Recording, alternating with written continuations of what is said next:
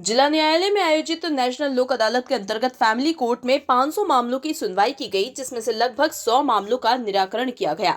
सचिव न्यायिक सेवा सदन सुनीत अग्रवाल और प्रधान न्यायाधीश कुटुंब न्यायालय अतुल कुमार खंडेलवाल ने बताया, ये सभी मामले आपसी सहमति से खत्म किए गए हैं।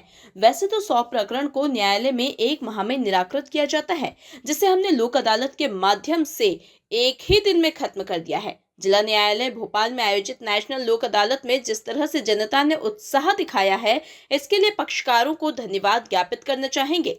यहाँ इसी स्तर पर प्रकरणों का निराकरण हो जाता है तो उन्हें अपील नहीं करना पड़ती है, उनके मतभेद खत्म हो जाते हैं।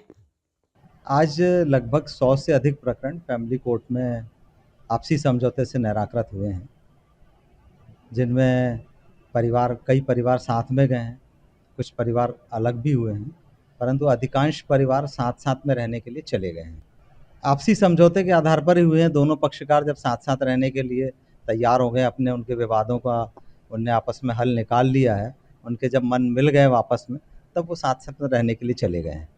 आज की लोक अदालत में लगभग हमारे 25 जो टारगेटेड केसेस हमने 500 केसेस रखे थे, उसमें से लगभग 100 प्रकरणों का निराकरण हो चुका है, जो कि संख्या लगभग 25% के आसपास ही है। तो हम इसको सफलतापूर्वक लोक अदालत को होना मानते हैं।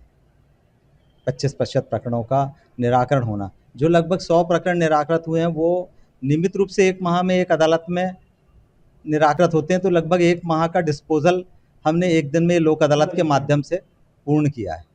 लोक अदालत में जिस तरह से जनता ने उत्साह दिखाया है, उसके लिए मैं बहुत धन्यवाद ज्ञापित करना चाहूँगा पक्षकारों को। और लोक अदालत का सबसे ज़्यादा फ़ायदा पक्षकारों को ये होता है कि उनके केस इसी स्तर पर निराकृत हो जाता है, उनको अपील रिवीजन नहीं करना पड़ता है, उनके मतभेद खत्म हो जाते हैं। जैसे कि लोक अदालत का जो नारा है कि कोई ना जीता कोई ना हारा, लोक अदालत का है यही नारा। तो इसमें किसी की हार किसी की जीत नहीं होती है और दोनों ही पक्ष एक तरह से जीतते हैं, क्योंकि वो उनका मतभेद खत्म हो जाते हैं और उनको अपील डिवीजन नहीं करनी पड़ती है। तो इसी स्तर पर केस खत्म हो जाते हैं। और जहाँ तक छूट की बात है, तो इसमें जो विभिन्न बैंक्स रहते हैं और इसके अलावा बिजली कंपनीज रहती हैं, ये अपनी छूट निकालती हैं। जो पेनल्टी होती है उनकी, वो वेव ऑफ कर देते हैं। तो इससे भी पक्षकारों को इसमें काफ़ी हेल्प मिलती है।